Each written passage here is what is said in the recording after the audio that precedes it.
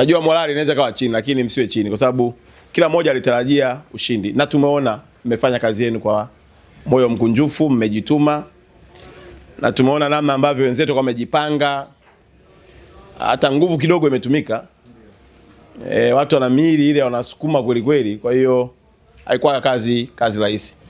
Nimalizie kwa kusema msikubali kukata tamaa. Mechi yetu iliyobaki ya Tunisia, twendeni tukamalizie kuchukua pointi zetu 3.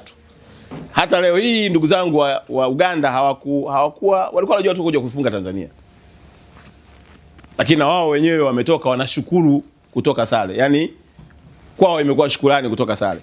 Kwa hiyo niwaombe tena kwamba hiyo tarehe 30 hebu twendeni tukawape zawadi wa Tanzania ya kumfunga Mtunisia.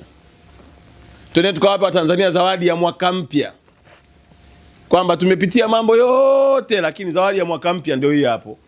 Nawapendeni jamani. Ahadi yetu iko pale pale. Jamani, si ndio? Si ndio wanaume? Ndio. Basi nawatakia kila laheri. Serikali iko na nyinyi. Wananchi wa Tanzania wako na nyinyi. Na kwa namna yoyote matokeo yatakavyokuwa bado sisi ni washindi.